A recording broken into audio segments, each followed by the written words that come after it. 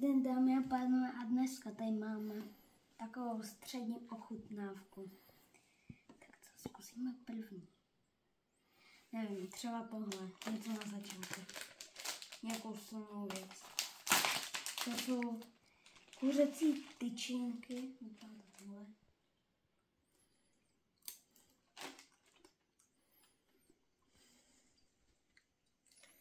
Jsou pikantní. Nejsou nějak extra moc pikantní, ale je to fakt dobrý. Takže bych tomu dával tak 7 z 10. Tak jo, kolik bys tomu dával ty? Dávám tomu 6 z 10. OK. Něco podobného. Teďka bych ochutnal něco sladkého, ať to máme tak na střílečku. Tohle jsou japonské tyčinky neboli toky. Objednal jsem si ta Milky Matcha. Jako ta matcha, to je takový divný, no, nikdy jsem neměl třeba matcha čaj nebo takový. Ale je to dobrý, takže já bych tomu dával 7 z 10. Poslám bych tomu dával 9 z 10. Fakt, ok. Tak jo, teďka máme tady takovýhle řasy. Nemá to žádnou příchuť. Možná to je trochu slaný, tak pojďme na to. Sorry, ale já miluji mořský řasy. Takže bych tomu dal klidně 10 z 10.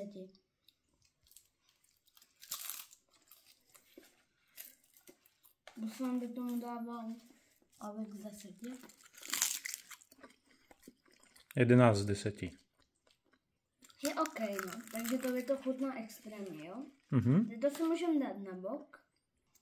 Tak jo, teďka tady máme další věc, jsou to zase řasy.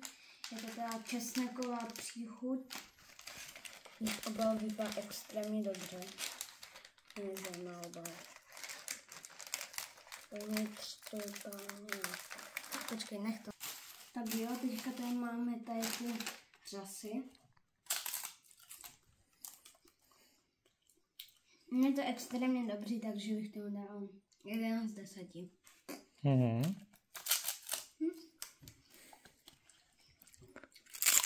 Ty?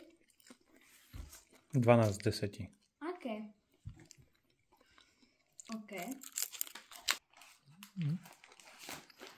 Tak jo, tady jsou takový různý příchody, to je mango, tady to nějaký ovoce a líčí. Prostě anglicky passion fruit, okay. Sračka se otevírá hrozně ty obaly.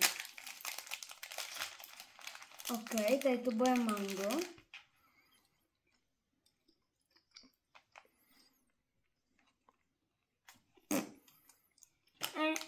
Takže nejlepší věc tady možná bude. Ještě bych zkusil najít tady to fialový. Ne, protože líčí tady máme taky. Hej.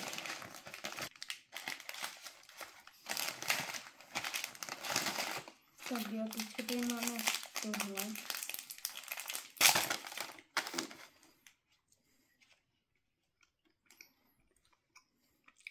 Není to tak dobrý jako to mango.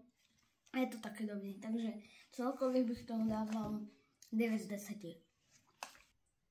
Tak jo, teďka tady máme líčí moči, tak cute.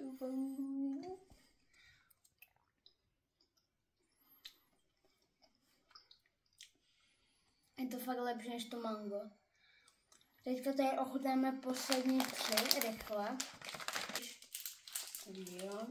Teďka tady máme Thai tea mochi. OK.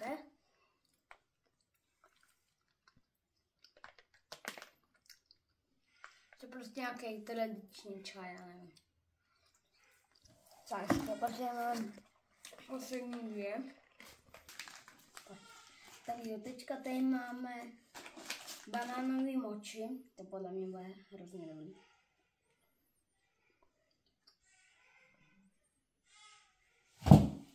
Je to vynikající.